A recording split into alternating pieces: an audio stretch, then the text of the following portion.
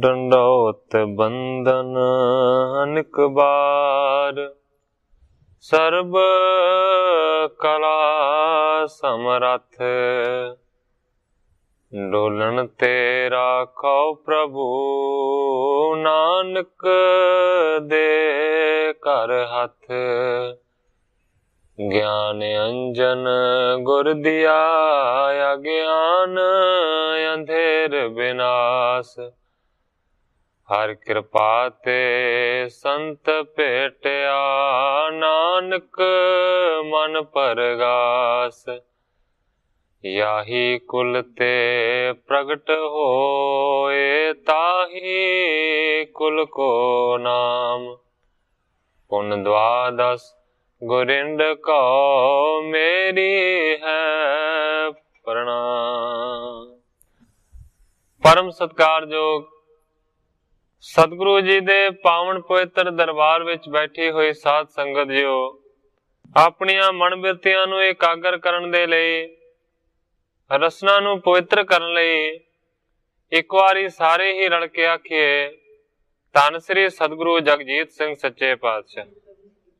सतगुरु हरगोबिंद सच्चे पातशाह जी दा पावन पवित्र इतिहास साहब जी लड़ीबद्ध श्रवण कर रहे थे। इतिहास इत्थों तक पहुंचा है कि कांशी दे जिहड़े पंडित ने वो भाई गुरदास जी दे नाल चर्चा करते ने। उन्होंने सवाल किया है कि तुसीं हुण अपने गुरु दा खैड़ा छड्ड दिओ, कांशी दे विच आए हो, ये शिवां दी नगरी है और शिवजी भगवान नूं ही अपना गुरु स्वीकार करो। ग्रंथाकार भाई संतोख सिंह जी लिखते ने कि भाई गुरदास ने आख्या कि जिस तरह एक पतिव्रता धर्म धारण करने वाली इस्त्री कदे भी अपने पति नूं छड्ड नहीं सकती, इसे तरीके दे नाल मैं भी एक इस्त्री दे रूप दे विच हां ते मेरा जिहड़ा गुरु हरगोबिंद है वो मेरा पति है, वो मालक है, इस करके मैं अपने गुरु नूं छड्ड नहीं सकदा। परसों इत्थों तक कथा पहुंची सी, अज इत्थों अगे मैं प्रारंभ करदा। जे गुर दया तां सब की दया, जे गुर रिसै तां सब रिस किया। ग्रंथाकार भाई संतोख सिंह जी लिखते ने, भाई गुरदास जी कहते ने कि जेकर एक गुरु दी दया होवे ते सारी दुनिया दी दया हुंदी है, ते जेकर एक गुरु रुस जावे ते मानो सिख दे वास्ते सारी दुनिया रुस जाती है। आम तौर ते जिहड़े कवि ने वो ये गल कहंदे ने कि मेरा रुस्से ना कलगियां वाला, जग भावें सारा रुस जाए। कहण तो भावे है कि गुरु गुस्से नहीं होना चाहिए, भावें दुनिया सारी क्यों ना रुस जावे। भाई गुरदास जी कहंदे ने जे गुरु दी दया होवे ते सारी दुनिया दी दया हुंदी है, जेकर गुरु दा रोसा होवे ते सारी दुनिया दा रोसा मिलदा।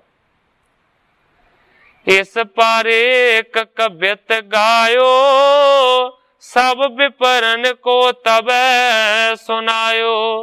ग्रंथाकार भाई संतोख सिंह जी लिखते ने, अपनी गल नूं सिद्ध करन दे वास्ते उस वेले फिर भाई गुरदास जी ने अपना एक कवित पढ़िया है। उस कवित दे द्वारा उन्हां नूं समझाउण दा यतन कीता है। उस वेले भाई गुरदास जी ने इस तरह अपना कवित पढ़िया। भाई गुरदास जी कहते ने, जैसे बछरा बिछर परै आन गाए थन, दुग्ध न पान करे मारत है लात की। जैसे मानसर त्याग हंस आन सर जात, खात न मुक्त फल भुगत जो गात की। जैसे राज द्वार तज आन द्वारे जात जन, होत मान भंग मेहमाना काहू बात की। तैसे गुर सिख आन देव की शरण जात, रहियो ना परत राख सख्त ना पात की। ये उस वेले कवित पढ़िया। इस दा सरल जिहड़ा अर्थ है ना, उन्होंने कवि करतार सिंह जी कलास वाली ने इस तरह बयान किया है, जो कवित दे विच भाई गुरदास जी कह रहे हैं। वच्छा भुल के अपनी मां ताई, दूजी गऊ थले पवे जाए। सुन लो मिले दुध ना उस नूं उस थां तो, मूंह छड़ां दे नाल पनवाए। सुन लो हंस मान सरोवर नूं छड्ड करके, कलर छपड़ी ते बैठे ताए सुन लो, थां मोतियां दे कीड़े मिलन उथों, चुंज चिकड़ दे नाल भराए सुन लो।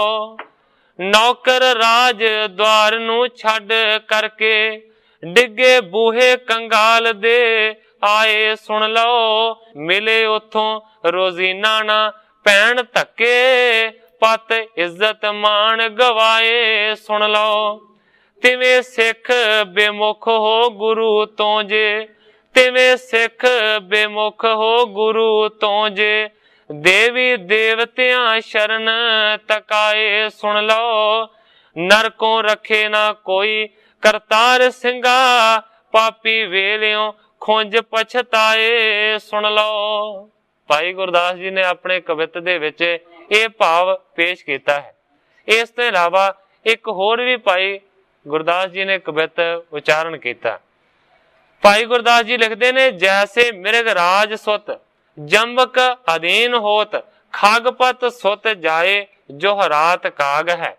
जैसे राहु केतु बस ग्रहण में राव सस, सोभ न अर्क बन सुर तर लाग है। जैसे काम तेन सुत सूकरी सथन पान, ऐरापत सुत गर तप अगर भाग है। तैसे गुर सिख सुत आन देव सेवक है, निहफल जन्म ज्यों बंस में बजाग है। ਇਹਦਾ ਜਿਹੜਾ सरल अर्थ है वो इस तरह, होए शेर दा पुत अधीन गिद्दड़, करे जद दा नाम खुवार समझो। बच्चा गरुड़ दा काग दी पै पैरी, त्रिग उस नू कहे संसार समझो। जैसे राहु केतु वस ग्रहण अंदर, शोभा चंद सूरज बैठन हार समझो। कल्प वृक्ष ज्यों अक्कां दे बाणे अंदर, शोभा पाए ना करके सार समझो। काम धेन दा पुत विसार मानू, थनी सूरी दे पए गुवार समझो। ऐरा पत दा पुत ज्यों फिरे भज्जा, डर खोते पासों बेविचार समझो। गुरु सिख दा पुत बेमुख होके, गुरु सिख दा पुत बेमुख होके, होर देव दी शरण ले तार समझो। जम्मिया डड्डू समान करतार सिंगा, नेह फल जन्म हजार फिटकार समझो। भाई गुरदास जी ਆਪਣੀਆਂ ਕਵਿਤਾਂ ਦੇ ਨਾਲ, ਆਪਣੀਆਂ ਦਲੀਲਾਂ ਦੇ ਨਾਲ ਇਸ ਗੱਲ ਨੂੰ ਕਹਿੰਦੇ ਨੇ ਕਿ ਮੈਂ ਕਦੇ ਵੀ ਆਪਣੇ ਗੁਰੂ ਨੂੰ ਛੱਡ ਨਹੀਂ ਸਕਦਾ। ਵੱਖਰੇ ਵੱਖਰੇ ਪ੍ਰਮਾਣ ਭਾਈ ਗੁਰਦਾਸ ਜੀ ਦੇ ਰਹੇ ਨੇ। ਉੱਥੇ ਬਹੁਤ ਸਾਰੇ ਕਵਿਤ ਉਚਾਰਨ ਕੀਤੇ। ਇੱਕ ਹੋਰ ਵੀ ਕਵਿਤ ਉੱਥੇ ਇਸ ਤਰ੍ਹਾਂ ਭਾਈ ਜੀ ਨੇ ਉਚਾਰਨ ਕੀਤਾ ਕਿ ਮੈਂ ਆਪਣੇ ਗੁਰੂ ਨੂੰ ਕਿਸ ਤਰ੍ਹਾਂ ਨਹੀਂ ਛੱਡ ਸਕਦਾ। ਭਾਈ ਗੁਰਦਾਸ ਜੀ ਲਿਖਦੇ ਨੇ, ਮਾਨ ਸਰ ਤਿਆਗ ਆਣ ਸਰ ਜਾਏ ਬੈਠੇ ਹੰਸ, खाए जल जंत हंस बंस है लजावे। सलल बिछोह पए जियत न रह मीन, कपट स्नेह कै स्नेह न कहावे।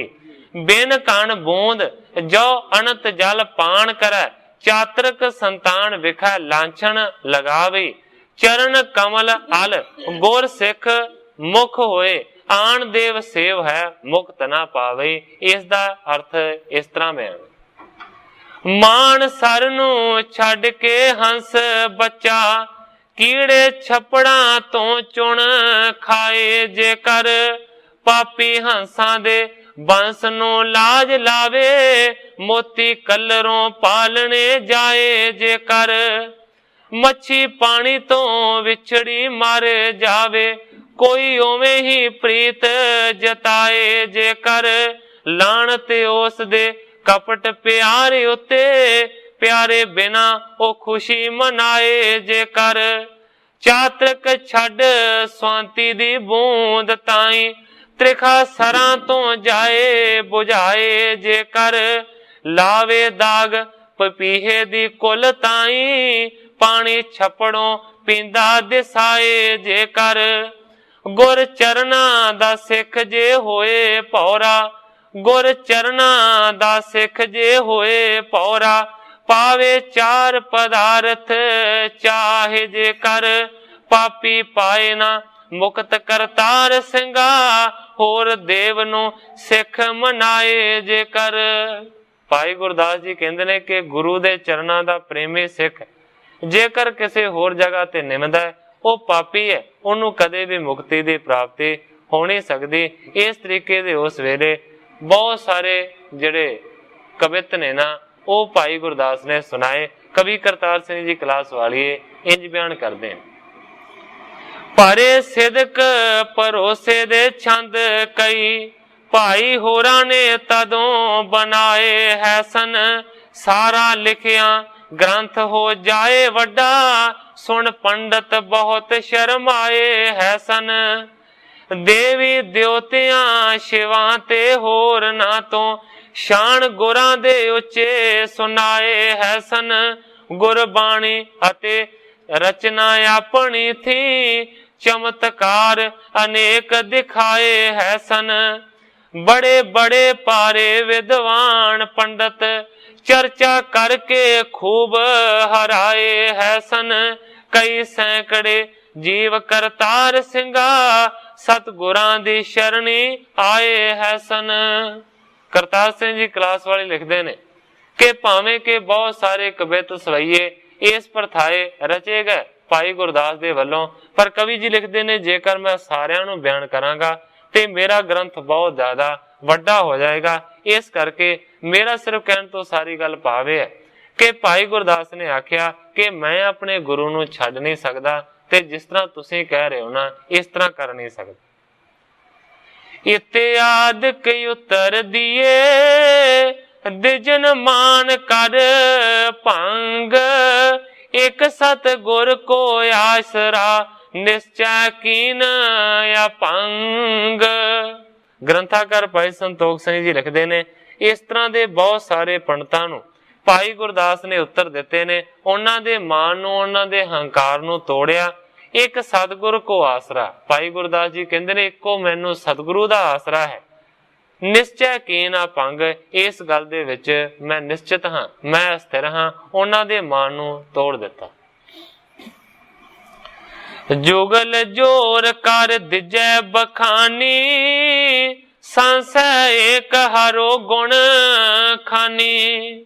ਹੁਣ ਪੰਡਤ ਮੰਨ ਗਏ ਨੇ ਕਿ ਬੜਾ ਗਿਆਨੀ ਹੈ, ਬੜਾ ਵੱਡਾ ਵਿਦਵਾਨ ਹੈ। ਇਸ ਕਰਕੇ ਉਸ ਤੋਂ ਬਾਅਦ ਪੰਡਤਾਂ ਨੇ ਹੱਥ ਜੋੜ ਕੇ ਫਿਰ ਆਖਿਆ, ਕਹਿੰਦੇ ਨੇ ਸੰਸੈ ਏਕ ਹਰੋ ਗੁਣ ਖਾਨੀ। ਭਾਈ ਗੁਰਦਾਸ ਜੀ ਤੁਸੀਂ ਗੁਣਾਂ ਦੀ ਖਾਨ ਹੋ, ਇਸ ਕਰਕੇ ਸਾਡੇ ਮਨ ਦੇ ਵਿੱਚ ਹੋਰ ਵੀ ਸੰਸਾ ਹੈ, ਉਹਨੂੰ ਵੀ ਮੁਕਾਓ। ਸ੍ਰੀ ਗੁਰਦਾਸ ਬਿਮਲ ਮਤ ਮਾਨੀ, ਤਤਵ ਗਿਆਨ ਮੈਂ ਬੋਧ ਪਰਮਾਨੀ। ਭਾਈ ਗੁਰਦਾਸ ਜੀ ਦੀ ਨਿਰਮਲ ਮਤ ਜਾਣੀ ਤੇ ਮਾਣਯੋਗ ਸਮਝਿਆ, ਤਤ ਗਿਆਨ ਮੈਂ ਬੋਧ ਪਰਮਾਨੀ। ਕਹਿਣ ਤੋਂ ਭਾਵ ਹੈ, ਕਹਿੰਦੇ ਨੇ ਪੰਡਤ ਤੁਹਾਡਾ ਬੋਧ ਤਤ ਗਿਆਨ ਵਾਲਾ ਮੰਨਣੇ ਯੋਗ ਹੈ, ਭਾਵ ਤੁਸੀਂ ਤਤ ਵੇਤਾ ਹੋ। ਅਸੀਂ ਇਹ ਗੱਲ ਹੁਣ ਮੰਨਦੇ ਹਾਂ। ਗੋਵਿੰਦਾ ਰਾਮ ਇਤ ਬਰਨੇ, ਬਰਨੇ ਸਿਮਰਤ ਪ੍ਰਾਨ, ਪਿਨ ਨਾਮ ਤ੍ਰਿਪਤਾ ਤੁਨੇ, ਕਿਮ ਪਾਖਿਓ ਭਗਵਾਨ। ਪੰਡਤ ਕਹਿੰਦੇ ਨੇ ਕਿ ਰਾਮ, ਗੋਬਿੰਦ ਆਦਿਕ ਜੋ ਸਾਰੇ ਨਾਮ ਸਿਮਰਤੀ ਪੁਰਾਣਾਂ ਦੇ ਵਿੱਚ ਕਥਨ ਕੀਤੇ ਹਨ, ਇਹਨਾਂ ਨਾਮਾਂ ਤੋਂ ਵੱਖਰਾ ਨਾਮ ਪਰਮਾਤਮਾ ਦਾ ਤ੍ਰਿਪਤਾ ਦੇ ਪੁੱਤਰ ਭਾਵ ਕੇ ਸਤਿਗੁਰੂ ਨਾਨਕ ਦੇਵ ਸੱਚੇ ਪਾਤਸ਼ਾਹ ਜੀ ਨੇ ਕਿਉਂ ਆਖਿਆ ਹੈ। ਕਹਿਣ ਤੋਂ ਭਾਵ ਹੈ ਕਿ ਜਿਹੜਾ ਹੁਣ ਤੁਸੀਂ ਚੌਖਰਾ ਜਾਪ ਕਰ ਰਹੇ ਹੋ, ਇਹ ਚੌਖਰਾ ਜਾਪ ਗੁਰੂ ਨਾਨਕ ਨੇ ਕਿਉਂ ਦਿੱਤਾ?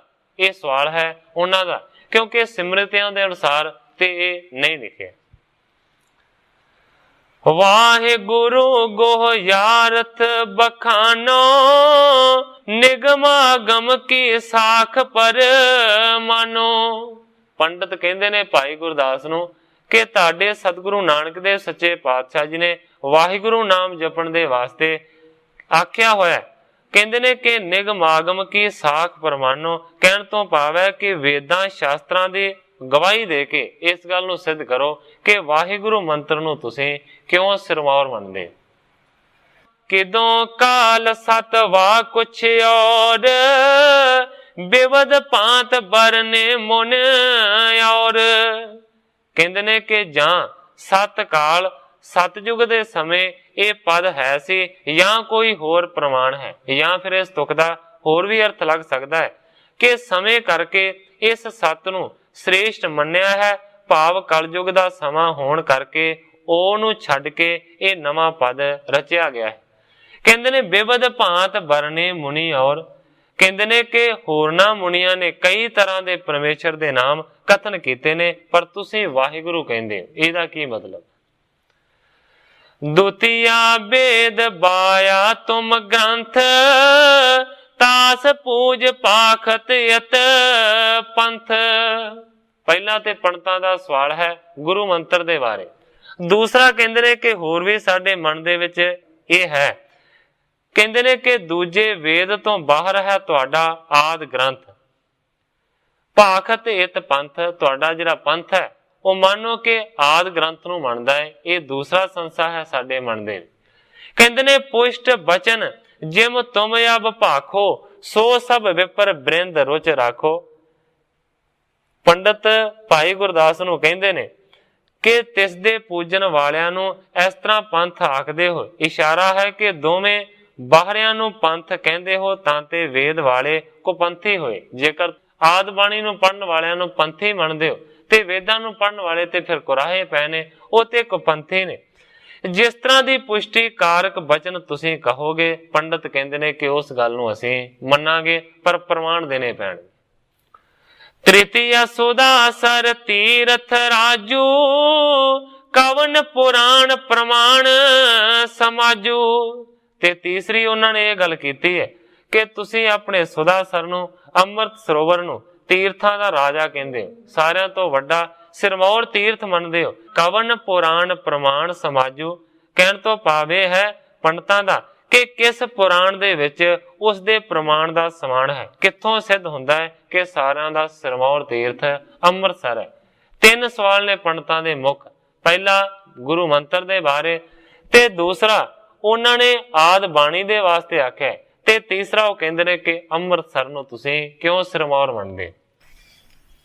ਕਾਂਸ਼ੀ ਦੇ ਪੰਡਤਾਂ ਨੇ ਕਿਸ ਤਰ੍ਹਾਂ ਦੇ ਪ੍ਰਸ਼ਨ ਕੀਤੇ ਨੇ, ਉਹਨਾਂ ਨੂੰ ਕਵੀ ਕਰਤਾਰ ਸਿੰਘ ਜੀ ਕਲਾਸ ਵਾਲੀਏ ਇੰਜ ਬਿਆਨ ਕਰਦੇ ਨੇ। ਕਾਂਸ਼ੀ ਵਿੱਚ ਹੋਇਆ ਮਾਣ ਭਾਈ ਜੀ ਦਾ, ਵੇਖ ਪੰਡਤ ਦਿਲੋਂ ਖੁਨ ਸਾਣ ਲੱਗੇ। ਕਈ ਵਾਰ ਇਕੱਠੇ ਹੋ ਕਰਨ ਚਰਚਾ, ਗੁਰਬਾਣੀ ਤੇ ਤਰਕਾਂ ਉਠਾਣ ਲੱਗੇ। ਗੁਰਬਾਣੀ ਤਾਈ ਕਹਿੰਦੇ ਨਰ ਬਾਣੀ, ਵੇਦਾਂ ਤਾਈ ਸੁਰ ਬਾਣੀ ਸੁਣਾਣ ਲੱਗੇ। ਮੰਤਰ ਵਾਹਿਗੁਰੂ ਨੂੰ ਅਪ੍ਰਮਾਣ ਦੱਸਣ, ਓਮ ਮੰਤਰ ਪ੍ਰਮਾਣ ਜਤਾਣ ਲੱਗੇ। ਭਾਈ ਜੀ ਦੀਆਂ ਰਚੀਆਂ ਵਾਰਾਂ ਤਾਈ, ਮੋਟੀ ਬੋਲੀ ਕਹਿ ਠੱਠਾ ਉਠਾਣ ਲੱਗੇ। ਅੰਮ੍ਰਿਤਸਰ ਸਰੋਵਰ ਤੀਰਥ ਰਾਜ ਨਾਹੀ, ਪ੍ਰਯਾਗ ਆਦਿਕਾਂ ਤਾਈ ਠਹਿਰਾਣ ਲੱਗੇ। ਇਸੇ ਤਰ੍ਹਾਂ ਦੀ ਚਰਚਾ ਕਰਕੇ ਜੀ, ਪੂਰਨ ਸਿੱਖ ਤਾਈ ਵਰਗ ਲਾਣ ਲੱਗੇ। ਅੰਨੇ ਬਣ ਕੇ ਆਗੂ ਕਰਤਾਰ ਸਿੰਘਾ, ਅੱਖਾਂ ਵਾਲੇ ਨੂੰ ਰਾਹ ਬਤਾਣ ਲੱਗੇ। ਕਰਤਾਰ ਸਿੰਘ ਜੀ ਕਲਾਸ ਵਾਲੇ ਲਿਖਦੇ ਨੇ, ਅੰਨੇ ਜਿਹੜੇ ਪੰਡਤ ਆਗੂ ਸਨ ਉਹ ਅੱਖਾਂ ਵਾਲੇ, ਗਿਆਨ ਦੀਆਂ ਅੱਖਾਂ ਵਾਲੇ ਭਾਈ ਗੁਰਦਾਸ ਨੂੰ ਭਰਮਾਉਣ ਦਾ ਯਤਨ ਕਰਦੇ ਨੇ। ਕਹਿੰਦੇ ਨੇ ਕਿ ਵਾਹਿਗੁਰੂ ਮੰਤਰ ਅਪ੍ਰਮਾਣ ਹੈ, ਇਹਦਾ ਕੋਈ ਪ੍ਰਮਾਣ ਨਹੀਂ ਮਿਲਦਾ। ਤੇ ਦੂਸਰੇ ਪਾਸੇ ਓਮ ਮੰਤਰ ਦਾ ਪ੍ਰਮਾਣ ਹੈ ਵੇਦਾਂ ਸ਼ਾਸਤਰਾਂ ਦੇ ਵਿੱਚ। ਗੁਰਬਾਣੀ ਜਿਹੜੀ ਹੈ ਉਹ ਨਰ ਬਾਣੀ ਹੈ, ਮਨੁੱਖਾ ਬਾਣੀ ਹੈ, ਤੇ ਜਿਹੜੀ ਬਾਣੀ ਹੈ ਵੇਦਾਂ ਸ਼ਾਸਤਰਾਂ ਦੀ ਉਹ ਤੇ ਸੁਰ ਬਾਣੀ ਹੈ, ਉਹ ਤੇ ਦੇਵਤਿਆਂ ਦੀ ਬਾਣੀ ਹੈ। ਇਸ ਤਰ੍ਹਾਂ ਦੇ ਤਰਕ ਪੇਸ਼ ਕੀਤੇ। ਇਸ ਤੋਂ ਇਲਾਵਾ ਕਹਿੰਦੇ ਨੇ ਕਿ ਅੰਮ੍ਰਿਤ ਸਰੋਵਰ ਜਿਹੜਾ ਹੈ ਉਹ ਮਾਨੋ ਕਿ ਤੀਰਥ ਪ੍ਰਮਾਣਿਕ ਨਹੀਂ ਹੈ, ਪ੍ਰਯਾਗਰਾਜ ਵਰਗੇ ਜਿਹੜੇ ਤੀਰਥ ਨੇ ਉਹ ਪ੍ਰਮਾਣਿਕ ਨੇ। ਗ੍ਰੰਥਾਕਾਰ ਕਰਤਾਰ ਸਿੰਘ ਜੀ ਕਲਾਸ ਵਾਲੇ ਲਿਖਦੇ ਨੇ ਕਿ ਅੰਨੇ ਆਗੂ ਨੇ ਤੇ ਗਿਆਨ ਦੀਆਂ ਅੱਖਾਂ ਵਾਲੇ ਭਾਈ ਗੁਰਦਾਸ ਨੂੰ ਉਹਨਾਂ ਨੇ ਇਸ ਤਰ੍ਹਾਂ ਦੇ ਸਵਾਲ ਪਾਏ ਨੇ। ਆਸ ਸੁਣ ਬਚਨ ਕੀਨ ਮਹਾ ਗਿਆਤਾ, ਸ੍ਰੀ ਗੁਰਦਾਸ ਅਵਨੀ ਬਖੇ ਆਤਾ। ਗ੍ਰੰਥਾਕਾਰ ਭਾਈ ਸੰਤੋਖ ਸਿੰਘ ਜੀ ਲਿਖਦੇ ਨੇ ਕਿ ਮਾਨੋ ਆਸ ਸੁਣ ਬਚਨ, ਇਸ ਤਰ੍ਹਾਂ ਦੇ ਬਚਨ ਸੁਣੇ ਨੇ। ਕੀਨ ਮਹਾ ਗਿਆਤਾ, ਜਿਹੜਾ ਮਹਾ ਗਿਆਨੀ गुरदास है ਉਹਨੇ ਸੁਣੇ ਨੇ। ਸ੍ਰੀ ਗੁਰਦਾਸ ਅਵਨੀ ਬਖਿਆਤਾ ਕਹਿਣ ਤੋਂ ਭਾਵੇਂ ਹੈ ਕਿ ਐਸਾ ਸੁਣ ਕੇ ਪ੍ਰਿਥਵੀ ਦੇ ਗੁਰਦਾਸ ਨਾਮ ਕਰਕੇ ਪ੍ਰਸਿੱਧ ਮਹਾਗਿਆਨੀ ਨੇ ਫਿਰ ਉਹਨਾਂ ਦੇ ਸਵਾਲਾਂ ਦਾ ਜਵਾਬ ਦੇਣਾ ਸ਼ੁਰੂ ਕੀਤਾ। ਵਾਹੇ ਅਰਥ ਬਿਸਮੈ ਪਦ ਗਾਵਾ, ਨੇਤ ਨੇਤ ਜਿਹ ਬੇਦ ਬਤਾਵਾ। ਭਾਈ ਗੁਰਦਾਸ ਜੀ ਕਹਿੰਦੇ ਨੇ ਵਾਹ ਪਦ ਦਾ ਅਰਥ ਉਹ ਅਸਚਰਜ ਰੂਪ ਹੈ ਜਿਸ ਨੂੰ ਵੇਦ ਨੇ ਨੇਤ ਨੇਤ ਕਿਹਾ ਹੈ। ਭਾਵ ਕੇ ਪਾਰ ਬ੍ਰਹਮ ਪੂਰਨ ਬ੍ਰਹਮ ਹੈ। ਨੇਤ ਨੇਤ ਆਖਿਆ ਸਤਿਗੁਰੂ ਪ੍ਰਤਾਪ ਸਿੰਘ ਸੱਚੇ ਪਾਤਸ਼ਾਹ ਜੀ ਨੇਤ ਨੇਤ ਸ਼ਬਦ ਦਾ ਇਹ ਅਰਥ ਕਰਦੇ ਨੇ ਕਿ ਇਤਨਾ ਵੀ ਨਹੀਂ, ਇਤਨਾ ਵੀ ਨਹੀਂ, ਉਹ ਹੋਰ ਤੋਂ ਹੋਰ ਹੈ, ਉਹ ਵੱਡਾ ਤੋਂ ਵੱਡਾ ਹੈ। ਜਿਹ ਅਨਜਾਨ ਦਿਪੈ ਪਵਨਾ ਨਾ, ਹੋਤ ਨਿਰਬਾਣ ਜਾਹ ਕੇ ਜਾਣਾ। ਜਿਸ ਦੇ ਨਾ ਜਾਣਨ ਤੇ ਸੰਸਾਰ ਨਾਨਾ ਪ੍ਰਕਾਰ ਦਾ ਪ੍ਰਤੀਤ ਹੁੰਦਾ ਹੈ ਤੇ ਜਿਸ ਦੇ ਜਾਣਨ ਦੇ ਨਾਲ ਮੁਕਤ ਹੋ ਜਾਂਦਾ ਹੈ। ਕਹਿਣ ਤੋਂ ਭਾਵੇਂ ਹੈ ਕਿ ਉਹ ਨਾਨ ਤਵ ਦਾ ਅਗਿਆਨ ਨਾਸ ਹੋ ਜਾਂਦਾ ਹੈ, ਨਾਨਾਪਣ ਦਾ ਅਗਿਆਨ ਨਾਸ ਹੁੰਦਾ ਹੈ। ਅੱਖਰ ਅਕਹਿ ਅਗਾਧ ਅਪਾਰ, ਸਾਹਨ ਸਾਨਨ ਜਿਹ ਲਹਿ ਨਾ ਪਾਰ। ਕਹਿੰਦੇ ਨੇ ਅੱਖਰ ਅਕਹਿ ਅਗਾਧ ਅਪਾਰ ਕਹਿਣ ਤੋਂ ਭਾਵ ਹੈ ਕਿ ਉਹ ਵਿਸਮੈ ਰੂਪ ਹੈ, ਕਦੇ ਨਾਸ ਨਾ ਹੋਣ ਵਾਲਾ ਹੈ, ਕਥਨੀ ਤੋਂ ਪਰੇ ਹੈ, ਸੋਚ ਦੀ ਪਹੁੰਚ ਤੋਂ ਬੜਾ ਡੂੰਘਾ ਤੇ ਬੇਹੱਦ ਹੈ। ਸਾਹਨ ਸਾਨਨ ਜਿਹ ਲਹਿ ਨਾ ਪਾਰ ਕਹਿਣ ਤੋਂ ਭਾਵ ਹੈ ਕਿ ਜਿਸ ਨੂੰ ਸ਼ੇਸ਼ ਨਾਗ ਵੀ ਜਾਣ ਨਹੀਂ ਸਕਦਾ। ਅਸੁਰ ਸੁਰਾ ਤ੍ਰਿਣ ਬਿਦ ਮੁਨ ਬਿੰਦ, ਪੰਤ ਪਰਿਵਾਰ ਪਰਮਾਨੰਦ। ਭਾਵ ਕਿ ਜਿਹਨੂੰ ਕੋਈ ਵੀ ਨਹੀਂ ਜਾਣ ਸਕਦਾ, ਜਿਹਨੂੰ ਦੈਂਤ ਨਹੀਂ ਜਾਣ ਸਕਦੇ, ਜਿਹਨੂੰ ਦੇਵਤੇ ਨਹੀਂ ਜਾਣ ਸਕਦੇ, ਸੂਖਮ ਜੀਵ ਜਿਹਨੂੰ ਨਹੀਂ ਜਾਣ ਸਕਦੇ, ਬ੍ਰਹਮਾ ਨਹੀਂ ਜਾਣ ਸਕਦਾ, ਮੁਨੀ ਸਾਰੇ ਦੇ ਸਾਰੇ ਨਹੀਂ ਜਾਣ ਸਕਦੇ। ਪੰਤ ਪਰਿਵਾਰ ਪਰਮਾਨੰਦ ਜਿਸ ਨੂੰ ਪਰਮ ਆਨੰਦ ਸਰੂਪ ਤੇ ਪਰਿਵਾਰ ਕਹਿੰਦੇ ਹਨ। ਮਨ ਬੁੱਧ ਚਿਤ ਗਿਰਾ ਲਹਿ ਨਾਹੀ, ਅਨਭਵ ਲਖ ਬੋਧਕ ਵਸ ਮਾਹੀ। ਕਹਿਣ ਤੋਂ ਭਾਵ ਹੈ ਕਿ ਮਨ ਬੁੱਧੀ ਚਿੱਤ ਬਾਣੀ ਲਹਿ ਨਾਹੀ, ਅੰਤ ਨਹੀਂ ਪਾ ਸਕਦੇ ਇਹ ਸਾਰੇ ਦੇ ਸਾਰੇ। ਅਨਭਵ ਲਖ ਬੋਧਕ ਵਸ ਮਾਹੀ ਕਹਿਣ ਤੋਂ ਭਾਵ ਹੈ ਕਿ ਗਿਆਨ ਕਰਕੇ ਉਹ ਜਾਣਿਆ ਨਹੀਂ ਜਾਂਦਾ। ਬੋਧਕ ਵਸ ਮਾਹੀ ਤਤ ਵੇਤਿਆਂ ਦੇ ਹਿਰਦੇ ਦੇ ਵਿੱਚ ਵਸਦਾ ਹੈ, ਜਾਂ ਫਿਰ ਇਸ ਤੁਕ ਨੂੰ ਇਸ ਤਰ੍ਹਾਂ ਵੀ ਆਖਿਆ ਜਾ ਸਕਦਾ ਹੈ ਕਿ ਬੋਧ ਕਰਾਉਣ ਵਾਲਾ ਹੈ ਤੇ ਹਿਰਦੇ ਵਿੱਚ ਉਹ ਵਸਦਾ ਹੈ। ਦੁਤੀਆ ਪਦਾਰਥ ਗੁਰ ਯਤਨਾਮਾ, ਸ਼ਰੁਤ ਸਿਮਰਤ ਪਾਖਿਓ ਪਰ ਧਾਮਾ। ਸਿਰਫ ਵਾਹੇ ਦੇ ਬਾਰੇ, ਦੋ ਅੱਖਰਾਂ ਦੇ ਬਾਰੇ ਭਾਈ ਗੁਰਦਾਸ ਨੇ ਗੱਲ ਕੀਤੀ ਹੈ। ਦੁਤੀਆ ਪਦਾਰਥ ਅਗਲੇ ਦੂਸਰੇ ਪਦ ਦੀ ਗੱਲ ਕਰਦੇ ਨੇ। ਗੁਰ ਯਤਨਾਮਾ ਕਹਿਣ ਤੋਂ ਭਾਵ ਹੈ ਕਿ ਦੂਸਰੇ ਪਦ ਗੁਰੂ ਦਾ ਅਰਥ ਹੈ ਉਸ ਦਾ ਨਾਮ, ਜਿਸ ਨੂੰ ਸ਼ਰੁਤੀ ਸਿਮਰਤੀ ਨੇ ਪ੍ਰਮਾਤਮਾ ਕਿਹਾ। ਜਾਂ ਸਮ ਅਵਰ ਨ ਜਗ ਮੈਂ ਕੋ, ਸੋ ਗੁਰ ਦੇਵ ਸਮਰਥ ਪ੍ਰਭ ਓ। ਭਾਈ ਗੁਰਦਾਸ ਜੀ ਕਹਿੰਦੇ ਨੇ ਜਿਸ ਸਮ ਅਵਰਨ ਦੁਨੀਆ ਦੇ ਉੱਤੇ ਜਿਸ ਦੇ ਸਮਾਨ ਕੋਈ ਨਹੀਂ ਹੈ, ਸੋ ਗੁਰਦੇਵ ਸਮਰਥ ਪ੍ਰਭ ਓ। ਉਹੀ ਸ੍ਰੀ ਗੁਰੂਦੇਵ ਹੈ, ਉਹੀ ਸਮਰਥ ਹੈ, ਉਹੀ। ਜਿਹ ਪਾਏ ਕ੍ਰਿਤ ਕ੍ਰਿਤ ਰਿਖ ਜੋਗੀ, ਬਹੁਰ ਨ ਹੋਏ ਪਰਮ ਭਵ ਭੋਗੀ। ਭਾਈ ਗੁਰਦਾਸ ਜੀ ਕਹਿੰਦੇ ਨੇ ਕਿ ਜਿਸ ਨੂੰ ਪ੍ਰਾਪਤ ਕਰਕੇ ਨਿਹਾਲ ਹੁੰਦੇ ਹਨ ਵੱਡੇ ਵੱਡੇ ਜੋਗੀ ਔਰ ਰਿਖੀ ਮੁਨੀ। ਗੋਇਤ ਅੰਧਕਾਰ ਸ਼ਿਵ ਪਾਖਾ, ਰੰਚੇਤਨ ਵੇਦ ਮਤ ਸ਼ਾਖਾ। ਵਾਹਿਗੁਰੂ ਗੁਰਮੰਤਰ ਨੂੰ ਵੇਦਾਂ ਸ਼ਾਸਤਰਾਂ ਦੀ ਗਵਾਹੀ ਦੇ ਨਾਲ ਪ੍ਰਮਾਣੀ ਕਰਕੇ ਭਾਈ ਗੁਰਦਾਸ ਜੀ ਦੱਸ ਰਹੇ ਨੇ। ਕਹਿੰਦੇ ਨੇ ਗੋਇਤ ਅੰਧਕਾਰ ਸ਼ਿਵ ਪਾਖਾ ਕਹਿਣ ਤੋਂ ਭਾਵੇਂ ਹੈ ਕਿ ਸ਼ਿਵ ਜੀ ਨੇ ਇਸ ਗੱਲ ਨੂੰ ਆਖਿਆ ਕਿ ਗੋ ਹੈ ਹਨੇਰੇ ਦਾ ਨਾਮ, ਉਹ ਹੈ ਭਰਮ ਦਾ ਨਾਮ। ਗੋ ਅੰਧਕਾਰ ਸ਼ਿਵ ਨੇ ਪਾਖਾ। ਹੁਣ ਅੱਖਰੀ ਅਰਥ ਕਰਦੇ ਹਨ, ਅੱਖਰਾਂ ਦਾ ਅਰਥ ਕਰਦੇ ਨੇ ਕਿ ਗੋ ਦਾ ਨਾਮ ਹੈ ਅੰਧੇਰਾ। ਗੋ ਇਤਨੇ ਪਦ ਕਾ ਅਰਥ ਅੰਧਕਾਰ ਸ਼ਿਵ ਨੇ ਆਖਿਆ ਹੈ। ਸ਼ਿਵ ਜੀ ਨੇ ਇਸ ਗੱਲ ਨੂੰ ਆਖਿਆ ਕਿ ਗੋ ਦਾ ਮਤਲਬ ਹੈ ਅੰਧਕਾਰ, ਔਰ ਇਹ ਉਹਨਾਂ ਦੇ ਪੱਖ ਦੀ ਗਵਾਹੀ। ਅਰੰ ਚੇਤਨੰ ਵੇਦ ਮਤ ਸ਼ਾਖਾ। ਔਰ ਇਸ ਤੋਂ ਦੂਸਰੇ ਪਾਸੇ ਵੇਦ ਦੀਆਂ ਸ਼ਾਖਾ ਦਾ ਮਤ ਹੈ ਕਿ ਰਾਰਾ ਦਾ ਅਰਥ ਹੈ ਚੇਤਨ। ਵਿਦਿਆ ਮੂਲ ਜੋਗ ਅਵਸਾਨੀ ਜਾਹਿ ਸਮਾਵਤ ਮੁਨੀਵਰ ਗਿਆਨੀ। ਉਹ ਚੇਤਨ ਗਿਆਨ ਦਾ ਮੂਲ ਤੇ ਯੋਗ ਦਾ ਅੰਤ ਅਵਧੀ ਹੈ, ਜਿਸ ਵਿੱਚ ਸਮਾਉਂਦੇ ਹਨ ਸ੍ਰੇਸ਼ਟ ਮੁਨੀ ਤੇ ਵੱਡੇ ਵੱਡੇ ਗਿਆਨੀ। ਸ਼ੂਨਵਾਦ ਸ਼ੂਨ ਜਿਹ ਗਾਵੇਂ ਬ੍ਰਹਮਵਾਦ ਜਿਹ ਬ੍ਰਹਮ ਬਤਾਵੇਂ। ਸ਼ੂਨਵਾਦੀ ਜਿਸ ਨੂੰ ਸ਼ੂਨੇ ਕਹਿੰਦੇ ਹਨ, ਖਾਲੀ ਕਹਿੰਦੇ ਹਨ, ਅਕਸਰ ਸ਼ੂਨਵਾਦੀ ਤੋਂ ਮੁਰਾਦ ਬੌਧ ਮਤ ਹੋਇਆ ਕਰਦੀ ਹੈ। ਕਹਿੰਦੇ ਨੇ ਕਿ ਬ੍ਰਹਮਵਾਦ ਜਿਹ ਬ੍ਰਹਮ ਬਤਾਵੇਂ, ਬ੍ਰਹਮਵਾਦੀ ਜਿਹੜੇ ਨੇ ਉਹ ਬ੍ਰਹਮ ਕਹਿੰਦੇ। ਕਾਲ ਮਤੀ ਜਿਹ ਕਾਲ ਪਰਮਾਨਾ ਨਾਨਾ ਮਤ ਠਾਨਿਓ ਮਤ ਨਾਨਾ।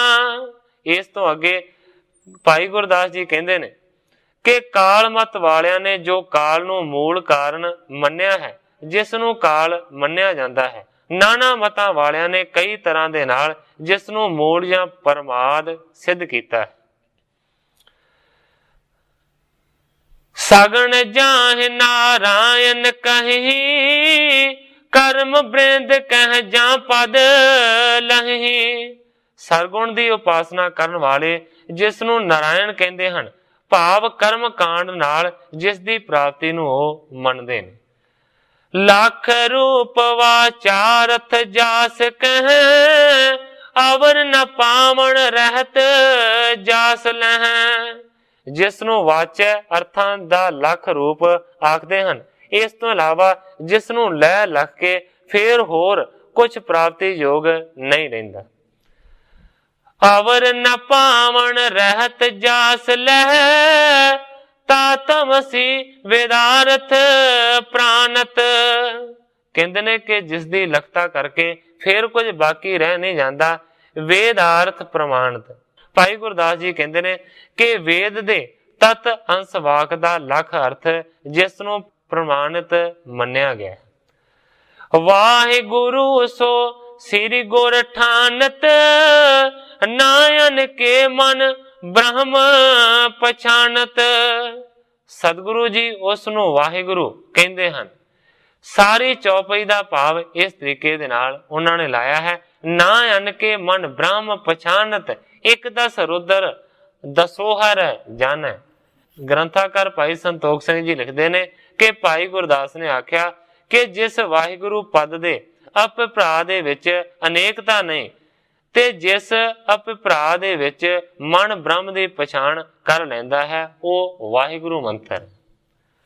ਨਵ ਬਿਦ ਭ੍ਰਮਣ ਵਿਸਵ ਕ੍ਰਿਤ ਕਾਰਨ ਚਤਰ ਵਰਗ ਦਾ ਭਵ ਜਨ ਤਾਰਨ।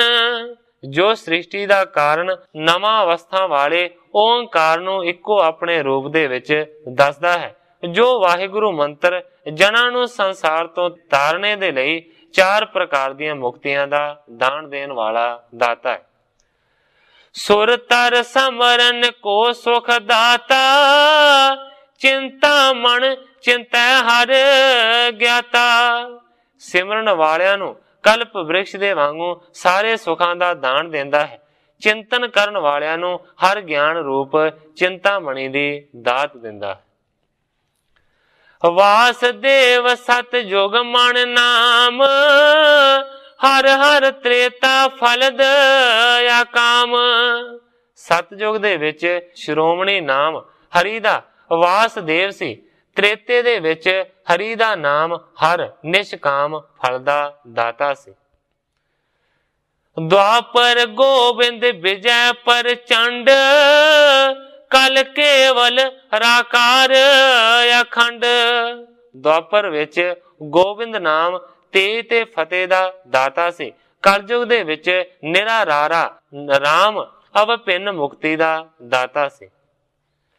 ਵੇਦ ਚਤਰ ਜੁਗ ਜਿਹ ਨਿਸਤਾਰੇ ਵਾਹਿਗੁਰੂ ਅਵਲੰਬ ਹਮਾਰੇ।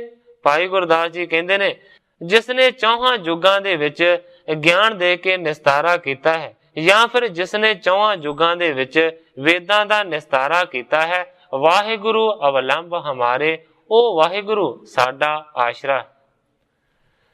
ਥਾਵਰ ਜੰਗਮ ਬਣ ਤ੍ਰਿਣ ਮਾਹੀ, ਸੂਤਰਾ ਤਮਕ ਇਸ ਬਿਨ ਕੋ ਨਾਹੀ। ਸੂਤਰ ਸਮਾਨ ਸਾਰਿਆਂ ਦੇ ਵਿੱਚ ਰਮਿਆ ਹੋਇਆ ਹੈ, ਇਸ ਬਿਨਾ ਹੋਰ ਕੋਈ ਨਹੀਂ, ਨਾ ਜੜ ਤੇ ਨਾ ਜੰਗਮ। ਅਰਥ ਔਰ ਪਰਮਾਰਥ ਖਾਨੀ, ਵਾਹਿਗੁਰੂ ਸਾਰ ਰਥ ਪ੍ਰਮਾਨੀ। ਅੱਗੇ ਭਾਈ ਗੁਰਦਾਸ ਜੀ ਕਹਿੰਦੇ ਨੇ, ਅਰਥ ਪਰਮਾਰਥ ਦੀ ਖਾਨ ਮੂਲ ਹੈ। ਵਾਹਿਗੁਰੂ ਦਾ ਸਾਰਾ ਅਰਥ ਦਾ ਤਤ ਭਾਵ ਇਉਂ ਪ੍ਰਮਾਣਿਕ ਹੈ, ਅਥਵਾ ਇਸ ਨੂੰ ਤੁਸੀਂ ਇਸ ਤਰੀਕੇ ਦੇ ਨਾਲ ਵੀ ਭਾਈ ਗੁਰਦਾਸ ਜੀ ਕਹਿੰਦੇ ਨੇ ਮੰਨ ਸਕਦੇ ਹੋ। ਸਾਦਰ ਜਿਹੇ ਸੇਵਿਓ ਮਹਾਦੇਵਾ, ਸਫਲ ਭਈ ਤੇ ਜਨ ਕ੍ਰਿਤ ਸੇਵਾ। ਕਹਿੰਦੇ ਨੇ ਕਿ हे ਬ੍ਰਾਹਮਣੋ ਸੁਣੋ, ਜਿਨਨੇ ਵੀ ਸਾਦਰਤਾ ਦੇ ਨਾਲ ਪੂਜਾ ਕੀਤੀ ਹੈ, ਸਫਲ ਭਈ ਤੇ ਜਨ ਕ੍ਰਿਤ ਸੇਵਾ, ਭਾਵ ਕੇ ਕਾਲ ਤੇ ਸੇਵਾ ਕੀਤੀ ਹੋਈ ਉਹਨਾਂ ਦੀ ਸਫਲ ਹੋਈ। ਇਨ ਤਜ ਜੇ ਆਨ ਆਸ਼ਰੋ ਲਹਿ, ਸੇ ਜਨ ਛੁਦਾ ਛਾੜ ਖਲ ਗਹੀ। ਪਰ ਭਾਈ ਗੁਰਦਾਸ ਜੀ ਕਹਿੰਦੇ ਨੇ, ਇਹਨਾਂ ਚੌਹਾਂ ਅੱਖਰਾਂ ਵਾਹਿਗੁਰੂ ਨੂੰ ਤਿਆਗ ਕੇ ਜਿਨ੍ਹਾਂ ਨੇ ਹੋਰਨਾਂ ਦੇ ਆਸ਼ੇ ਲੈ ਹਨ, ਭਾਵ ਕਿ ਉਹ ਫੋਕ ਦੇ ਵਿੱਚ ਨੇ, ਉਹਨਾਂ ਦਾ ਭਾਵ ਹੈ ਕਿ ਜਨ ਸੁਦਾ ਛਾੜ ਖਲ ਗਹੀ, ਭਾਵ ਕਿ ਅੰਮ੍ਰਿਤ ਨੂੰ ਛੱਡ ਦਿੰਦੇ ਨੇ ਤੇ ਜਿਹੜੇ ਖਲ ਨੇ ਨਾ, ਉਹ ਮੂਰਖ ਫੋਕ ਖਾਂਦੇ ਨੇ। ਚਤਰ ਬੀਜ ਚੌਹ ਜੁਗ ਕੇ ਗਾਡੇ, ਬੀਜ ਪ੍ਰਤਾਪ ਜੁਗਣ ਬਲ ਬਾਡੇ। ਚਾਰੇ ਅੱਖਰ ਚੌਹਾਂ ਯੁੱਗਾਂ ਦੇ ਮੰਤਰਾਂ ਦੇ ਮਾਨੋ ਕਿ ਬੀਜ ਕੱਢੇ ਨੇ। ਜਿਸ ਤਰ੍ਹਾਂ ਕਿਸੇ ਚੀਜ਼ ਦਾ ਬੀਜ ਰੱਖ ਲਿਆ ਜਾਂਦਾ ਹੈ, ਇਹ ਮਾਨੋ ਕਿ ਵਾਹਿਗੁਰੂ ਇੱਕ ਬੀਜ ਮਾਤਰ ਹੈ। ਚਾਰ ਪਦਾਰਥ ਬੀਜ ਮਹੀ ਪੁਨ, ਪ੍ਰਣਵ ਆਦ ਪ੍ਰਗਟੇ ਹੈ ਧਰ ਤੁਨ। ਇਸ ਤਰੀਕੇ ਦੇ ਨਾਲ ਕਹਿੰਦੇ ਨੇ ਕਿ ਚਾਰ ਯੁੱਗਾਂ ਦੇ ਮੰਤਰਾਂ ਦਾ ਬੀਜ ਹੋਣ ਦੇ ਪ੍ਰਤਾਪ ਕਰਕੇ ਇਸ ਦਾ ਬਲ ਸਾਰਿਆਂ ਤੋਂ ਵੱਧ ਹੈ, ਜਾਂ ਫਿਰ ਚੌਹਾਂ ਯੁੱਗਾਂ ਦਾ ਬੀਜ ਰੂਪ ਹੋਣ ਦਾ ਇਹ ਪ੍ਰਤਾਪ ਹੈ ਕਿ ਜਪਣ ਵਾਲਿਆਂ ਦਾ ਬਲ ਇਸ ਨੂੰ ਜਪਣ ਦੇ ਨਾਲ ਵੱਧ ਜਾਂਦਾ ਹੈ। ਵਿਸ਼ਵ ਪਦਾਰਥ ਅਮਰਤ ਤੀਸਾ, ਚਤੁਰਾਖਰ ਵਿਸ ਵਿਸਵੀ ਵਿਸਾ। ਫਿਰ ਚੌਹਾਂ ਪਦਾਰਥਾਂ ਦੀ ਪ੍ਰਾਪਤੀ ਦਾ ਇਹ ਬੀਜ ਕਾਰਨ ਹਨ ਚਾਰ ਅੱਖਰ। ਪ੍ਰਿਥਵੀ ਦੇ ਉੱਤੇ ਪਰਮੇਸ਼ਰ ਤੇ ਧਰਤੀ ਦਾ ਧਨ ਆਦ ਇਸ ਤੋਂ ਹੀ ਪ੍ਰਗਟ ਹੁੰਦਾ ਹੈ। ਭਾਵ ਇਹ ਹੈ ਕਿ ਪਰਮੇਸ਼ਰ ਤੇ ਧਰਤੀ ਦੇ ਸਾਰੇ ਧਨ ਇਸੇ ਵਾਹਿਗੁਰੂ ਦੇ ਜਪ ਤੋਂ ਲੱਭਦੇ ਨੇ, ਮਿਲਦੇ ਨੇ। ਯੰ ਚਿਤੰਤ ਰੁਚ ਅਵਗਾਹ, ਤਨ ਤਨ ਲਹ ਭਗਤ ਇਹ ਮਹਾ। ਇਸ ਤੋਂ ਅੱਗੇ ਕਹਿੰਦੇ ਨੇ ਕਿ ਸੰਸਾਰ ਦੇ ਪਦਾਰਥ ਤੇ 33 ਕਰੋੜ ਦੇਵਤਾ ਨਿਸ਼ਚੇ ਕਰਕੇ ਚਾਰ ਅੱਖਰਾਂ ਦੇ ਵਿੱਚ ਹੀ ਹਨ। ਇਸ ਤੋਂ ਇਸ ਤਰੀਕੇ ਦੇ ਨਾਲ ਸਿੱਧ ਹੁੰਦਾ ਹੈ। ਵਰਨ ਨਾ ਸਾਕੋ ਵਰਨ ਪ੍ਰਤਾਪੂ, ਜਾਣਤ ਹੈ ਜਿਹ ਜਾਪ ਸੋ ਜਪੂ। ਅਖੀਰ ਦੇ ਵਿੱਚ ਭਾਈ ਗੁਰਦਾਸ ਜੀ ਪੰਡਤਾਂ ਨੂੰ ਕਹਿੰਦੇ ਨੇ ਕਿ ਮੈਂ ਇਹਨਾਂ ਦੇ ਪ੍ਰਤਾਪ ਨੂੰ ਵਰਣਨ ਨਹੀਂ ਕਰ ਸਕਦਾ ਕਿ ਇਹਨਾਂ ਅੱਖਰਾਂ ਦਾ ਕਿੰਨਾ ਪ੍ਰਤਾਪ ਹੈ। ਕਹਿੰਦੇ ਨੇ ਜਾਣਤ ਹੈ ਜਿਹ ਜਾਪ ਸੋ ਜਾਪੋ, ਭਾਵ ਕਿ ਜਪਣ ਵਾਲੇ ਇਹਨਾਂ ਅੱਖਰਾਂ ਦੇ ਜਾਪ ਦੇ ਮਹੱਤ ਨੂੰ ਭਲੀ ਪ੍ਰਕਾਰ ਦੇ ਨਾਲ ਸਮਝਦੇ ਹਨ।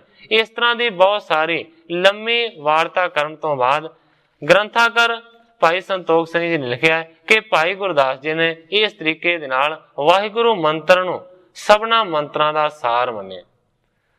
ਗੋਬਿੰਦ ਗੋਪਾਲ ਤੇ ਰਾਮ ਓਮ, ਉੱਚਾ ਸਭ ਤੋਂ ਵਾਹਿਗੁਰੂ ਸਾਰ ਪਾਈ। ਵਾਹਿ ਪਦ ਹੈ ਠੀਕ ਅਸਚਰਜ ਵਾਚਕ, ਜੋ ਅਸਚਰਜ ਸਰੂਪ ਕਰਤਾਰ ਭਾਈ।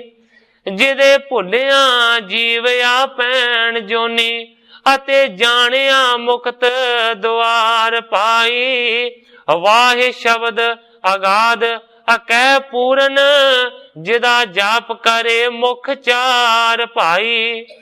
ਹੈ ਦੂਜਾ ਪਦਾਰਥ ਗੁਰੂ ਜਿਹੜਾ, ਗੁਰੂ ਗਿਆਨ ਦਾਤਾ ਸਿਰਜਣ ਹਾਰ ਪਾਈ। ਕਰੇ ਵਿੱਚ ਹਨੇਰੇ ਦੇ ਰੌਸ਼ਨੀ ਜੋ, ਦੇ ਅਵਿਦਿਆ ਭਰਮ ਨੂੰ ਟਾਰ ਭਾਈ। ਦੋਹਾਂ ਪਦਾਂ ਦਾ ਜੋੜੇ ਵਾਹਿਗੁਰੂ, ਜੋ ਹੈ ਲਖਾ ਇੱਕ ਰੂਪ ਅਪਾਰ ਪਾਈ। ਚੌਹਾਂ ਜੁਗਾਂ ਦਾ ਸਾਰ ਕਰਤਾਰ ਸਿੰਘਾ, ਕੱਢ ਧਰਿਆ ਗੁਰਾਂ ਵਿਚਾਰ ਭਾਈ। ਕਰਤਾਰ ਸਿੰਘ ਜੀ ਕਲਾਸ ਵਾਲੇ ਲਿਖਦੇ ਨੇ ਕਿ ਚੌਹਾਂ ਯੁੱਗਾਂ ਦਾ ਸਾਰ ਤੱਤ ਕੱਢ ਕੇ ਇਸ ਤਰੀਕੇ ਦੇ ਨਾਲ ਭਾਈ ਗੁਰਦਾਸ ਜੀ ਨੇ ਬਿਆਨ ਕੀਤਾ। ਮੰਤਰ ਰਾਜ ਸੰਖੇਪ ਕਰ, ਕਹਿਓ ਜਥਾ ਮਤ ਸਾਰ। ਜਿਹ ਸਮਝੇ ਨਿਜ ਰੂਪ ਲਹਿ, ਹੋਤ ਸਿੰਧ ਭਵ ਪਾਰ। ਗ੍ਰੰਥਾਕਾਰ ਭਾਈ ਸੰਤੋਖ ਸਿੰਘ ਜੀ ਲਿਖਦੇ ਨੇ ਕਿ ਸ਼੍ਰੋਮਣੀ ਮੰਤਰ ਵਾਹਿਗੁਰੂ ਸਾਰਿਆਂ ਨੂੰ ਪ੍ਰਗਟ ਕਰਕੇ ਦੱਸਿਆ, ਸੰਸਾਰ ਸਾਗਰ ਤੋਂ ਜਿਸ ਦੇ ਜਪਣ ਦੇ ਨਾਲ ਪਾਰ ਹੋਇਆ ਜਾਂਦਾ। ਸੋਨਾ ਦੁਤੀਆ ਸ੍ਰੀ ਗ੍ਰੰਥ ਜੇ ਬਾਣੀ, ਰਤਨਾ ਕਰ ਅਣਗਣ ਗੁਣ ਖਾਨੀ। ਹੁਣ ਪੰਡਤਾਂ ਨੇ ਜਿਹੜਾ ਪਹਿਲਾ ਸਵਾਲ ਕੀਤਾ ਸੀ ਉਸ ਦਾ ਜਵਾਬ ਦੇ ਦਿੱਤਾ ਹੈ। ਜਿਹੜੀ ਗੱਲ ਗੁਰੂ ਮੰਤਰ ਦੇ ਬਾਰੇ ਹੋਈ ਸੀ, ਅੱਗੇ ਉਹਨਾਂ ਨੇ ਗੁਰਬਾਣੀ ਦੇ ਬਾਰੇ ਗੱਲ ਕੀਤੀ ਸੀ, ਹੁਣ ਉਸ ਦਾ ਬਿਆਨ ਕਰਦੇ ਨੇ ਦੂਸਰੇ ਮਤ ਦਾ, ਜੋ ਗ੍ਰੰਥ ਦੀ ਬਾਣੀ ਹੈ। ਰਤ ਨਾ ਕਰ ਅਣਗਣ ਗੁਣ ਖਾਣੀ। ਗ੍ਰੰਥਾਕਾਰ ਭਾਈ ਸੰਤੋਖ ਸਿੰਘ ਜੀ ਲਿਖਦੇ ਨੇ ਕਿ ਗੁਰਬਾਣੀ ਰਤ ਨਾ ਕਰ ਹੈ, ਕਹਿਣ ਤੋਂ ਭਾਵ ਹੈ ਕਿ ਰਤਨਾ ਦੀ ਰਤਨ ਹੈ, ਔਰ ਇਹ ਅਣਗਣ ਗੁਣ ਖਾਣੀ, ਅਣਗਿਣਤਾ ਹੀ ਗੁਣਾ ਦੀ ਖਾਣ ਹੈ। ਸ੍ਰੀ ਗੁਰੇ ਨਮਿਤ ਅਵਤਾਰਾ, ਸ੍ਰੀ ਕੇਸ਼ਵ ਨਿਸ਼ਚੇ ਵਪ ਧਾਰਾ। ਭਾਈ ਗੁਰਦਾਸ ਜੀ ਪੰਡਤਾਂ ਨੂੰ ਕਹਿੰਦੇ ਨੇ ਕਿ ਸਤਿਗੁਰੂ ਜੀ ਨਮਿਤ ਅਵਤਾਰ ਨੇ, ਸ੍ਰੀ ਕੇਸ਼ਵ ਨਿਸ਼ਚੇ ਵਪ ਧਾਰਾ।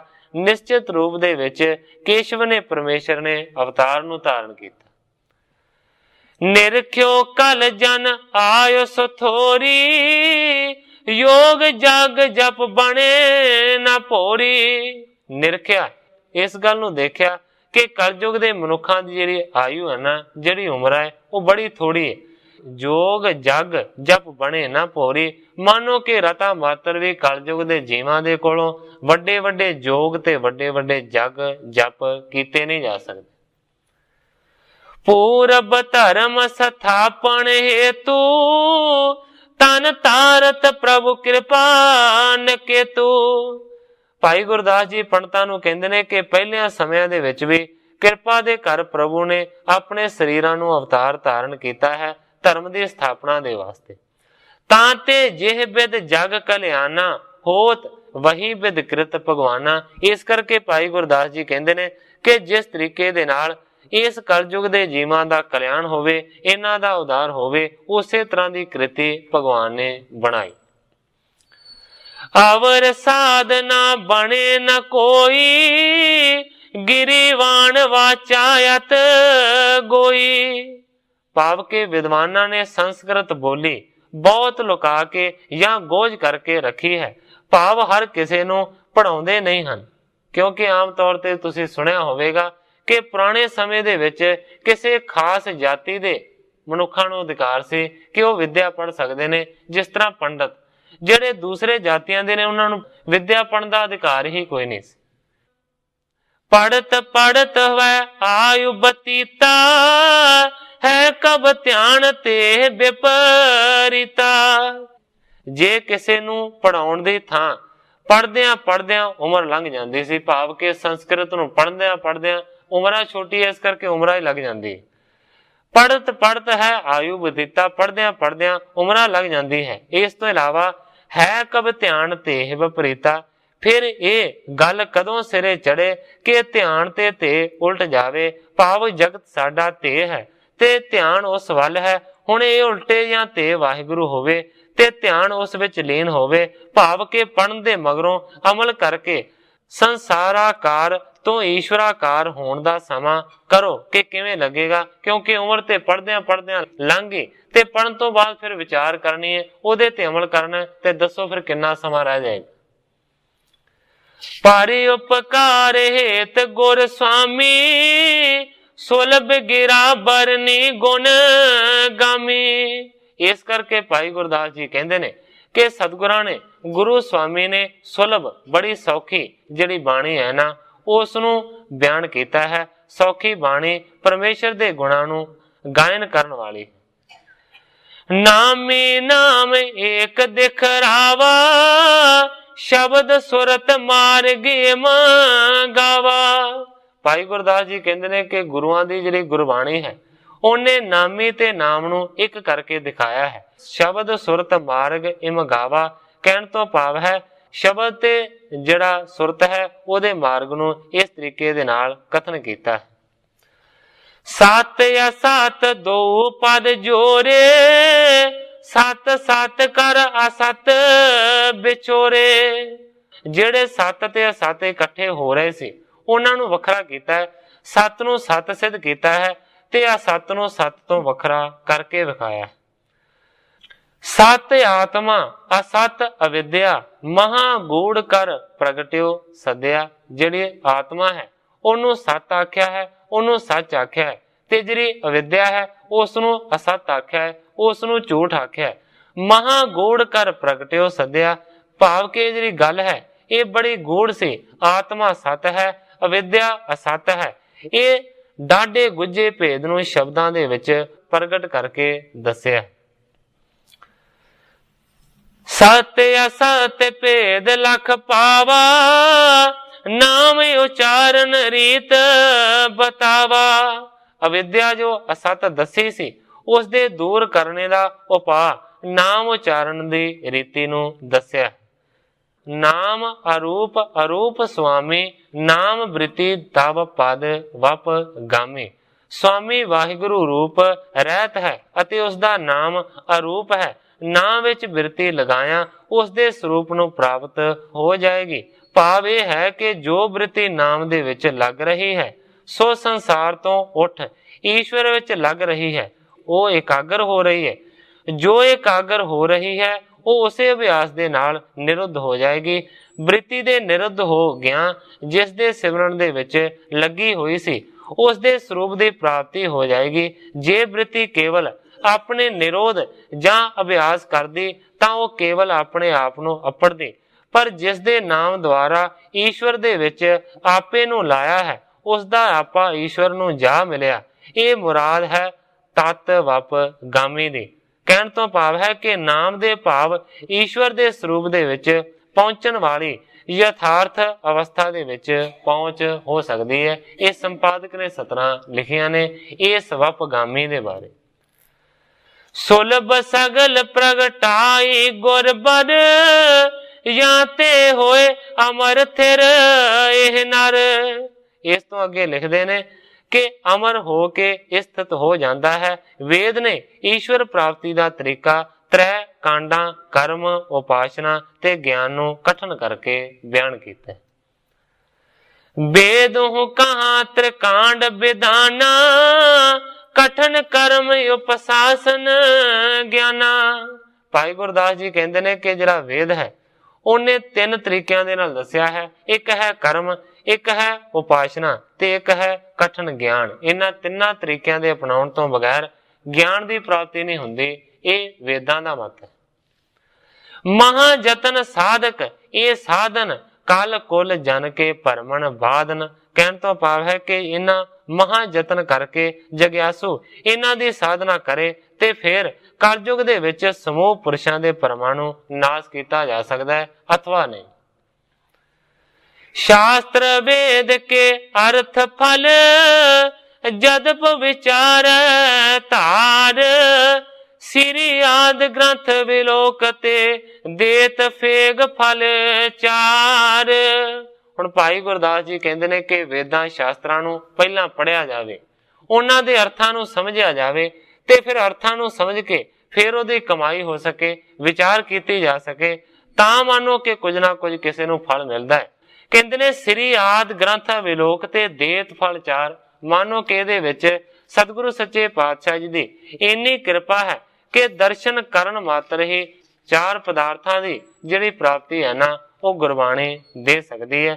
ਇਸ ਤਰੀਕੇ ਦੇ ਨਾਲ ਉਸ ਵੇਲੇ ਭਾਈ ਗੁਰਦਾਸ ਜੀ ਨੇ ਇਹਨਾਂ ਗੱਲਾਂ ਨੂੰ ਸਿੱਧ ਕੀਤਾ ਹੈ ਕਿ ਕਿਸ ਤਰੀਕੇ ਦੇ ਨਾਲ ਜਿਹੜੀ ਗੁਰਬਾਣੀ ਹੈ ਨਾ ਉਹ ਸਾਰ ਤੱਤ ਹੈ। ਜਿਵੇਂ ਕਿ ਮੰਤਰ ਦਾ ਉਹਨਾਂ ਨੇ ਅਰਥ ਕੀਤਾ ਹੈ ਕਿ ਵਾਹਿਗੁਰੂ ਮੰਤਰ ਹੈ ਉਹ ਕਿਸ ਤਰ੍ਹਾਂ ਸਾਰ ਤੱਤ ਹੈ, ਇਸੇ ਤਰੀਕੇ ਦੇ ਨਾਲ ਉਹਨਾਂ ਨੇ ਅਗਲੀ ਗੱਲ ਇਸ ਤਰ੍ਹਾਂ ਸਿੱਧ ਕੀਤੀ ਹੈ ਕਿ ਗੁਰਬਾਣੀ ਵੀ ਉਸੇ ਤਰੀਕੇ ਦੇ ਨਾਲ ਸਾਰ ਤੱਤ ਹੈ। ਕਰਤਾਰ ਸਿੰਘ ਜੀ ਕਲਾਸ ਵਾਲੀਏ ਲਿਖਦੇ ਨੇ ਕਿ ਗੁਰਬਾਣੀ ਦੇ ਵਾਸਤੇ ਵੀ ਭਾਈ ਗੁਰਦਾਸ ਨੇ ਬਹੁਤ ਕੁਝ ਕੀਤਾ। ਬਾਣੀ ਦੀ ਜਿਹੜੀ ਸੋਭਾ ਹੈ ਨਾ, ਉਹ ਜਿੰਨੀ ਕੁ ਭਾਈ ਗੁਰਦਾਸ ਨੇ ਉਚਾਰਨ ਕੀਤੀ ਹੈ, ਉਸ ਨੂੰ ਕਵੀ ਕਰਤਾਰ ਸਿੰਘ ਜੀ ਕਲਾਸ ਵਾਲੀਏ ਆਪਣੀ ਕਲਮ ਦੇ ਨਾਲ ਇਸ ਤਰ੍ਹਾਂ ਬਿਆਨ ਕਰਦੇ ਨੇ। ਬਾਣੀ ਨਾਮ ਜੋ ਕੰਠ ਤੋਂ ਜਾਏ ਉਚਰੀ, ਜੀਵ ਜੰਤ ਸਭ ਬਾਣੀ ਉਚਾਰਦੇ ਨੇ। ਆਪੋ ਆਪਣੇ ਭਾਵ ਨੂੰ ਜ਼ਾਹਰ ਕਰਦੇ, ਲੋੜਾਂ ਪੂਰੀਆਂ ਕਾਜ ਸਵਾਰਦੇ ਨੇ। ਦੁਨੀਆਦਾਰਾਂ ਦੀਆਂ ਗੱਲਾਂ ਦੁਨੀ ਦੀਆਂ, ਲੈਣ ਦੇਣ ਹਿਸਾਬ ਵਿਚਾਰਦੇ ਨੇ।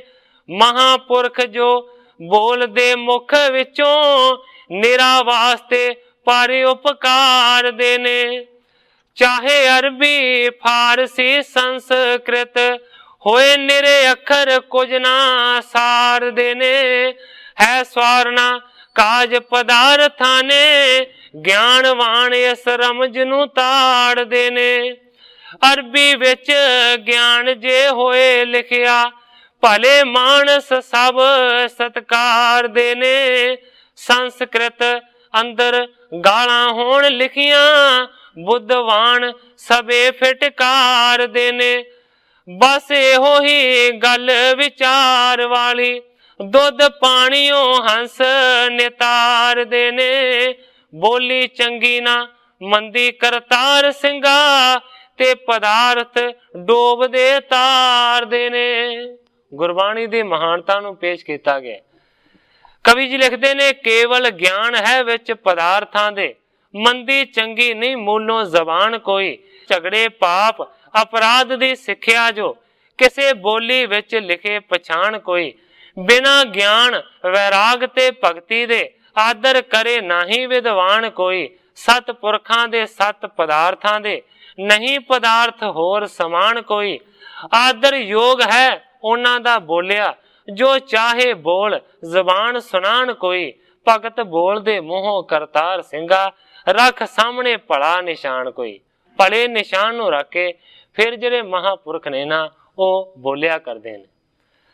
ਭਾਂਡੇ ਲੋਹੇ ਦੇ ਵਿੱਚ ਹੋਏ ਖੀਰ ਰਿੱਧੀ, ਹਰ ਇੱਕ ਖੁਸ਼ੀ ਹੋ ਕੇ ਖਾਏਗਾ ਜੀ। ਜੋ ਖਾਏਗਾ ਭੁੱਖ ਮਿਟਾਏਗਾ ਓ, ਨਾ ਭਟਕਦਾ ਹੋਰ ਥਾਂ ਜਾਏਗਾ ਜੀ। ਮੋਹਰਾ ਪਾ ਸਵਰਨ ਦੇ ਵਿੱਚ ਭਾਂਡੇ, ਦਿਓ ਕੋਈ ਵੀ ਲੈਣਾ ਨਾ ਚਾਹੇਗਾ ਜੀ। ਜੋ ਚਾਹੇਗਾ ਖਾਏਗਾ ਮਰੇਗਾ ਓ, ਭੋਲੇ ਆਪਣਾ ਆਪ ਗਵਾਏਗਾ ਜੀ। ਖੀਰ ਲੋਹੇ ਦੇ ਭਾਂਡੇ ਨਾ ਬਣੇ ਮੋਹਰਾ, ਮੋਹਰਾ ਸਵਰਨ ਨਾ ਸ਼ੁੱਧ ਬਣਾਏਗਾ ਜੀ। ਇਸੇ ਤਰ੍ਹਾਂ ਬੋਲੀ ਭਾਵੇਂ ਕੋਈ ਹੋਵੇ, ਜੋ ਪਦਾਰਥ ਹੋ ਹੱਥ ਆਏਗਾ ਜੀ। ਬਿਨਾਂ ਗਿਆਨ ਵੈਰਾਗ ਤੇ ਭਗਤੀ ਦੇ, ਜਨਮ ਮਰਨ ਨਾ ਕੋਈ ਮਿਟਾਏਗਾ ਜੀ। ਭੋਜਨ ਵਿੱਚ ਸਵਾਦ ਕਰਤਾਰ ਸਿੰਘਾ, ਭਾਂਡੇ ਤਾਈ ਨਾ ਕੋਈ ਸਲਾਹੇਗਾ ਜੀ। ਭਾਂਡੇ ਨੂੰ ਕਿਸੇ ਨੇ ਸਲਾਉਣਾ ਨਹੀਂ ਹੈ। ਜੋ ਭਾਂਡੇ ਦੇ ਵਿੱਚ ਭੋਜਨ ਹੈ ਨਾ, ਉਹ ਹੀ ਮਾਨੋ ਕਿ ਸ਼ਲਾਘਾ ਦੇ ਜਾਊਗਾ। ਬਾਣੀ ਰਚੀ ਸਤਿਗੁਰਾਂ ਸਖੈਣ ਸੂਧੀ, ਹਰ ਇੱਕ ਦੀ ਸਮਝ ਵਿੱਚ ਆਉਣ ਵਾਲੀ। ਭਗਤੀ ਗਿਆਨ ਵੈਰਾਗ ਤਿਆਗ ਭਰੀ, ਮੋਹ ਮਾਇਆ ਦੇ ਜਾਲ ਕਟਾਉਣ ਵਾਲੀ। ਖੋਲ ਸਤ ਅਸਤ ਦਾ ਭੇਦ ਸਾਰਾ, ਹੈ ਅਵਿਦਿਆ ਤਾਈ ਨਸਾਉਣ ਵਾਲੀ। ਨਾਮ ਨਾਮੀ ਦੇ ਵਿਚਲਾ ਭਰਮ ਪਿਆ ਮੇਟ, ਇੱਕ ਸਰੂਪ ਜਤਾਉਣ ਵਾਲੀ। ਨਾਸਵੰਤ ਸੰਸਾਰ ਨੂੰ ਛੱਡ ਕਰਕੇ, ਵਿੱਚ ਸਤ ਪਦਾਰਥਾਂ ਲਾਉਣ ਵਾਲੀ। ਸ਼ੁਭ ਗੁਣਾ ਦੇ ਲਾਲ ਭਰਪੂਰ ਸਾਰੀ, ਦੂਈ ਭਰਮ ਦੇ ਭੇਦ ਮਿਟਾਉਣ ਵਾਲੀ। ਜੀਵ ਆਤਮਾ ਦਾ ਪੂਰਨ ਗਿਆਨ ਦੇ ਕੇ, ਵਿੱਚ ਨਿਜ ਸਰੂਪ ਪਹੁੰਚਾਉਣ ਵਾਲੀ। ਵਿੱਚੇ ਵਿੱਚ ਸੰਸਾਰ ਵਿਹਾਰ ਦੇ ਜੀ, ਪਰਮਾਰਥ ਸੂਝ ਕਰਾਉਣ ਵਾਲੀ। ਹੱਸਦੇ ਖੇਡਦੇ ਖਾਂਦਿਆਂ ਪੀਂਦਿਆਂ ਹੀ, ਜਗਿਆਸੂ ਦੀ ਆਸ ਪਗਾਉਣ ਵਾਲੀ। ਨਿਤ ਪ੍ਰਤੀ ਅਭਿਆਸ ਦੇ ਕੀਤਿਆਂ ਜੋ, ਰਾਜ ਜੋਗ ਆਨੰਦ ਦਿਖਾਉਣ ਵਾਲੀ। ਉੱਚੀ ਵੇਦਾਂ ਕਤੇਬਾਂ ਹੈ ਸਾਰਿਆਂ ਤੋਂ, ਜਨਮ ਮਰਨ ਦਾ ਗੇੜ ਮਕਾਉਣ ਵਾਲੀ। ਬਾਣੀ ਈਸ਼ਵਰੀ ਉਹ ਕਰਤਾਰ ਸਿੰਘਾ, ਅਸਲੀ ਈਸ਼ਵਰ ਰੂਪ ਲਿਖਾਉਣ ਵਾਲੀ। ਇਸ ਤਰੀਕੇ ਦੇ ਨਾਲ ਗੁਰਬਾਣੀ ਦੀ ਸਿਫਤ ਨੂੰ ਉਜਾਗਰ ਕੀਤਾ। तीर्थ राज विचार मही मन, आद कथा सुन विपर महाना। तीन सवाल सी, एक गुरु मंत्र दे बारे ते दूसरा बाणी दे बारे, तीसरा ਜਿਹੜਾ ਉਹਨਾਂ ਦਾ ਸਵਾਲ ਹੈ ਨਾ ਉਹ ਜਾਂਦਾ ਹੈ ਕਿ ਤੀਰਥ ਦੇ ਬਾਰੇ, ਜੋ ਅੰਮ੍ਰਿਤਸਰ ਤੀਰਥ ਹੈ। ਉਹ ਕਹਿੰਦੇ ਨੇ ਕਿ ਤੁਸੀਂ ਉਸ ਅੰਮ੍ਰਿਤਸਰ ਤੀਰਥ ਨੂੰ ਕਿਸ ਤਰ੍ਹਾਂ ਇੰਨਾ ਵੱਡਾ ਸ਼੍ਰੋਮਣੀ ਮੰਨਦੇ, ਉਸ ਦੇ ਬਾਰੇ ਅੱਗੇ ਹੁਣ ਜਿਹੜੀ ਗੱਲ ਹੈ ਨਾ ਉਹ ਕਵੀ ਜੀ ਨੇ ਕਰਨੀ। ਰਿਖੀ ਮੁਨੀਆਂ ਨੇ ਜਲ ਸੇਵਿਆਂ ਜੋ, ਤੀਰਥ ਉਸ ਦੇ ਤਾਈ ਸੁਣਾਣ ਦਾਨੇ। ਜਨਮ ਕਰਮ ਦੇ ਥਾਂ ਮਹਾਪੁਰਸ਼ਾਂ ਦੇ, ਨਾਮ ਤੀਰਥ ਕਰ ਬੁਲਾਣ ਦਾਨੇ। ਤ੍ਰੀ ਧਾਤੂ ਤੋਂ ਬਣਿਆ ਨਾਮ ਤੀਰਥ, ਜੋ ਪਾਪਾਂ ਤੋਂ ਤਾਰੇ ਜਤਾਣ ਦਾਨੇ। ਵਾਹਿਗੁਰੂ ਕਰਤਾਰ ਦਾ ਨਾਮ ਤੀਰਥ, ਅਠੇ ਪਹਿਰ ਜਿਹਦੇ ਵਿੱਚ ਨਾਣ ਦਾਨੇ। ਇਹ ਚਾਰੇ ਗੱਲਾਂ ਸੋਦਾ ਸਾਰੇ ਅੰਦਰ, ਠੀਕ ਘਟ ਦੀਆਂ ਧਰੋ ਧਿਆਨ ਦਾਨੇ। ਅੰਮ੍ਰਿਤਸਰ ਨੂੰ ਤਾਹੀਂ ਇਹ ਕਰਤਾਰ ਸਿੰਘਾ, ਤੀਰਥ ਰਾਜ ਲਖਾਣ ਦਾਨੇ। ਇਸੇ ਕਰਕੇ ਮਾਨੋ ਕਿ ਅੰਮ੍ਰਿਤਸਰ ਨੂੰ ਤੀਰਥਾਂ ਦਾ ਰਾਜਾ ਆਖਿਆ ਜਾਂਦਾ। ਦੇਵ ਸੋਦਾ ਸਰ ਖੀਰ ਮਥਿਓ, ਚਤਰਾ ਦਸ਼ ਕੱਢ ਦੀਏ ਵਿਦ ਨਾਨਾ। ਭਾਈ ਗੁਰਦਾਸ ਜੀ ਨੇ ਪੁਰਾਣਾ ਜਿਹੜਾ ਪ੍ਰਮਾਣ ਹੈ ਨਾ ਉਹਦੇ ਨਾਲ ਆਪਣੀ ਗੱਲ ਨੂੰ ਸ਼ੁਰੂ ਕੀਤਾ ਹੈ ਤੀਰਥ ਦੇ ਬਾਰੇ। ਕਹਿੰਦੇ ਨੇ ਦੇਵ ਸੁਰਾਸਰ ਖੀਰ ਮਥਿਓ, ਚਤੁਰਾਦਸ਼ ਕਾੜ ਦੀਏ ਵਿਦ ਨਾਨਾ। ਆਮ ਤੌਰ ਤੇ ਇਹ ਘਟਨਾ ਮਸ਼ਹੂਰ ਹੈ ਕਿ ਦੇਵਤਿਆਂ ਦੇ ਵੱਲੋਂ ਤੇ ਦੈਂਤਾਂ ਦੇ ਵੱਲੋਂ ਖੀਰ ਸਮੁੰਦਰ ਨੂੰ ਮਥਿਆ ਗਿਆ, ਉਹਨੂੰ ਰਿੜਕਿਆ ਗਿਆ। ਤੇ ਆਮ ਤੌਰ ਤੇ ਇਹ ਗੱਲ ਪ੍ਰਗਟ ਹੈ ਕਿ 14 ਰਤਨ ਉਸ ਖੀਰ ਸਮੁੰਦਰ ਦੇ ਮੰਥਨ ਦੇ ਵਿੱਚੋਂ, ਰਿੜਕਣ ਦੇ ਵਿੱਚੋਂ ਨਿਕਲੇ ਸਨ। ਰੌਰ ਪਰੀ ਸੁਨ ਦੈਂਤਨ ਮਦ, ਅਲੀਨ ਜੇ ਆਪਣ ਆਪ ਮਹਾਨਾ। ਭਾਈ ਗੁਰਦਾਸ ਜੀ ਕਹਿੰਦੇ ਨੇ ਕਿ ਜਦੋਂ 14 ਰਤਨ ਕੱਢੇ, ਉਸ ਵੇਲੇ ਰੌਲਾ ਪੈ ਗਿਆ ਦੋਵਾਂ ਪਾਸਿਆਂ ਤੋਂ, ਦੇਵਤਿਆਂ ਦੇ ਵੱਲੋਂ ਔਰ ਦੈਂਤਾਂ ਦੇ ਵੱਲੋਂ। ਅਲੀ ਨੇ ਜੇ ਆਪਣੋ ਆਪਣ ਮਹਾਨਾ, ਦੇਵਤੇ ਕਹਿੰਦੇ ਸਨ ਅਸੀਂ ਮਹਾਨ ਹਾਂ, ਦੈਂਤ ਕਹਿੰਦੇ ਸੀ ਅਸੀਂ ਮਹਾਨ। ਮੋਹਨ ਮੋਹ ਮੋਹ ਲੀਏ ਸਭ, ਮੋਹ ਬਿਦਾਰ ਤਵੈ ਸੁਖ ਜਾਨਾ। ਪਰ ਉਦੋਂ ਜ਼ਿਆਦਾ ਰੌਲਾ ਵਧਿਆ ਜਦੋਂ ਕਿ ਅੰਮ੍ਰਿਤ ਦੀ ਵੰਡ ਹੋਣ ਲੱਗੀ। ਜੇਕਰ ਦੈਂਤਾਂ ਨੂੰ ਅੰਮ੍ਰਿਤ ਮਿਲਦਾ ਤੇ ਫਿਰ ਉਹ ਅਮਰ ਹੋ ਜਾਂਦੇ ਤੇ ਦੈਂਤ ਵੱਧ ਜਾਂਦੇ, ਉਸ ਦੇਵਤਿਆਂ ਨੂੰ ਠਹਿਰਨ ਨਾ ਦਿੰਦੇ। ਉਸ ਵੇਲੇ ਮੋਹਨ ਸਰੂਪ ਨੂੰ ਧਾਰਨ ਕੀਤਾ ਭਗਵਾਨ ਨੇ। ਮੋਹ ਬਿਦਾਰ ਤਵੈ ਸੁਖ ਜਾਨਾ, ਮੋਹ ਨੂੰ ਬਿਦਾਰ ਦਿੱਤਾ। ਉਸ ਵੇਲੇ ਸਾਰਿਆਂ ਨੇ ਸੁਖ ਮੰਨਿਆ। ਦੇਵ ਭਾਗ ਸੁਦਾ ਸਭ ਕੋ, ਪ੍ਰਭ ਖੇਲ ਦਿਖਾਏ ਦਿਆਲ ਮੁਬਾਰੀ। ਉਸ ਵੇਲੇ ਮਾਨੋ ਕਿ ਜਿਹੜਾ ਛਾਂਦਾ ਸੀ ਉਹ ਸਾਰਿਆਂ ਨੂੰ ਅੰਮ੍ਰਿਤ ਦਾ ਵੰਡ ਕੇ ਦਿੱਤਾ। ਪ੍ਰਭੂ ਮੁਰਾਰੀ ਨੇ ਇਸ ਤਰ੍ਹਾਂ ਦੀ ਉਸ ਵੇਲੇ ਖੇਡ ਨੂੰ ਵਰਤਾਇਆ। ਪੂਰਬ ਰੂਪ ਬਣਾਏ ਕੈ ਸੁੰਦਰ, ਸ੍ਰੀਮਣੀ ਮੰਦਰ ਕੀ ਰੁਚ ਧਾਰੀ। ਭਾਵ ਕੇ ਸ਼੍ਰੋਮਣੀ ਮੰਦਰ ਦੀ ਰਚਨਾ ਦੀ ਰਚੀ ਕੀਤੀ, ਭਾਵ ਕਿ ਉਸਨੇ ਆਪਣਾ ਰੂਪ ਸੁੰਦਰ ਬਣਾ ਕੇ। ਤਾਂ ਹੀ ਸਮੈ ਰਿਖ ਮਾਧਵੀ, ਦਇਆ ਕਰ ਜੋਨ ਬਿਨੈ ਪ੍ਰਭ ਸਾਥ ਉਚਾਰੀ। ਭਾਈ ਗੁਰਦਾਸ ਜੀ ਕਹਿੰਦੇ ਨੇ ਕਿ ਉਸੇ ਸਮੇਂ ਇੱਕ ਮਾਧਵੀ ਨਾਂ ਦਾ ਰਿਖੀ ਭਗਵਾਨ ਦੇ ਕੋਲ ਪਹੁੰਚਿਆ, ਜਿਨੇ ਹੱਥ ਜੋੜ ਕੇ ਭਗਵਾਨ ਦੇ ਅੱਗੇ ਬੇਨਤੀ ਕੀਤੀ। ਪਾਤਰ ਸੁਦਾ ਬਖਸ਼ੋ ਮੁਝ ਕੋ, ਤੇ ਅਸਾਰ ਜਾਏ ਕਰੋ ਤਬ ਭਾਰੇ। ਜਿਹੜਾ ਪਾਤਰ ਸੀ, ਜਿਹੜਾ ਭਾਂਡਾ ਸੀ ਜਿਹਦੇ ਵਿੱਚ ਅੰਮ੍ਰਿਤ ਭਰਿਆ ਹੋਇਆ ਸੀ, ਭਾਈ ਗੁਰਦਾਸ ਜੀ ਕਹਿੰਦੇ ਨੇ ਕਿ ਮਾਧਵੀ ਰਿਖੀ ਨੇ ਉਸ ਦੀ ਮੰਗ ਕੀਤੀ ਕਿ ਸੁਦਾ ਦਾ, ਇਹ ਅੰਮ੍ਰਿਤ ਦਾ ਜਿਹੜਾ ਬਾਟਾ ਹੈ ਜਾਂ ਪਾਤਰ ਹੈ, ਜਿਹੜਾ ਭਾਂਡਾ ਹੈ, ਉਹ ਮੈਨੂੰ ਦੇ ਦਿਓ ਤੇ ਇਹ ਅਸਾਰ ਜਾਏ ਕਰੋ ਤਪ ਭਾਰੇ, ਤੇ ਇਹਨੂੰ ਨਾਲ ਰੱਖ ਕੇ ਫਿਰ ਮੈਂ ਤਪ ਦੀ ਸਾਧਨਾ ਕਰਾਂ, ਤਪੱਸਿਆ ਕਰਾਂ।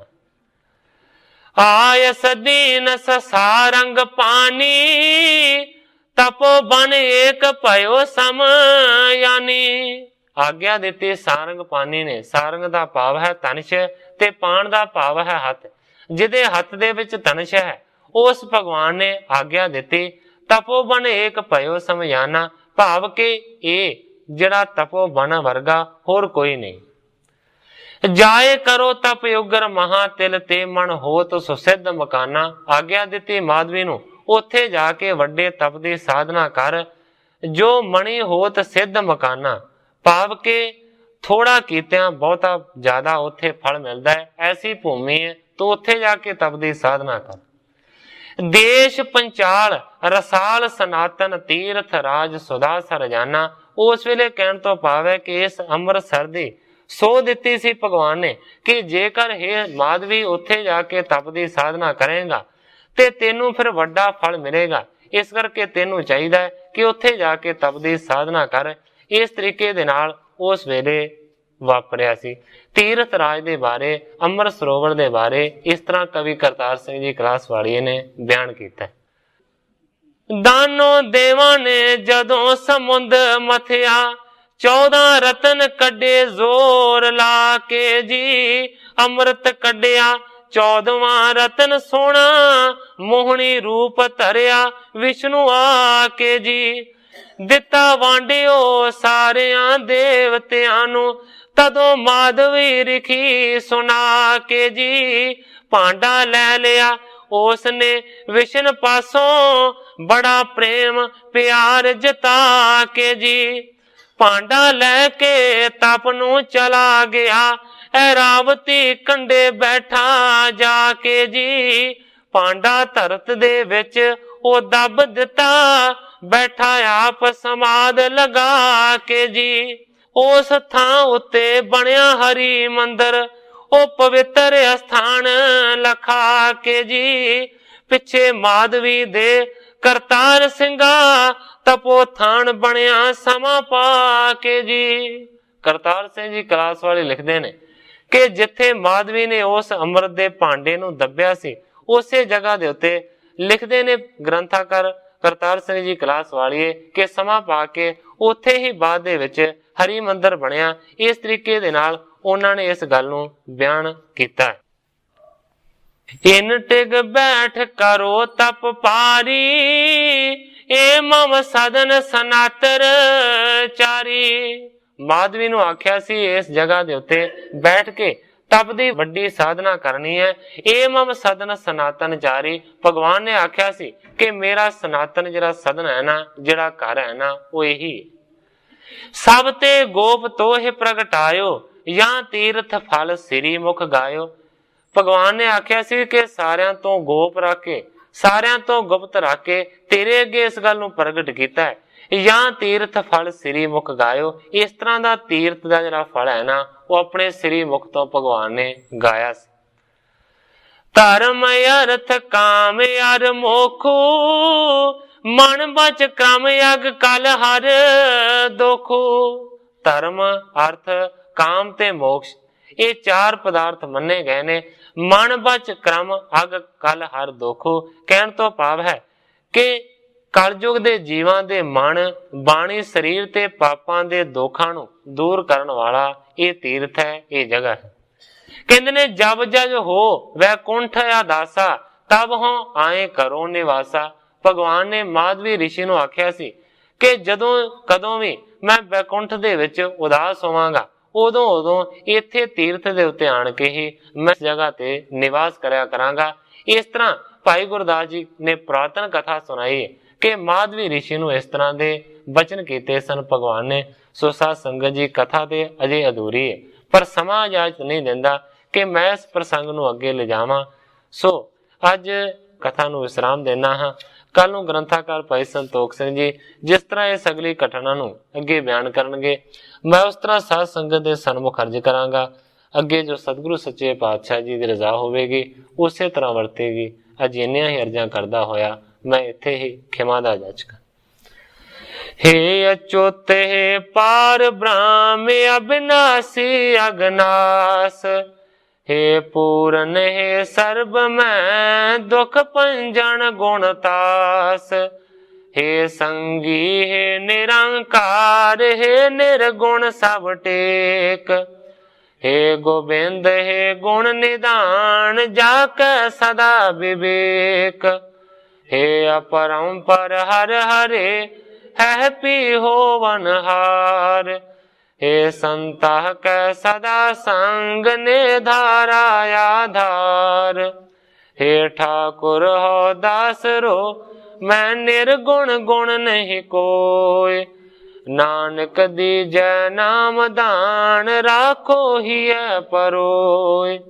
याही कुल ते प्रगट होय ताही कुल को नाम। पुन द्वादश गोरिंद को मेरी है प्रणाम।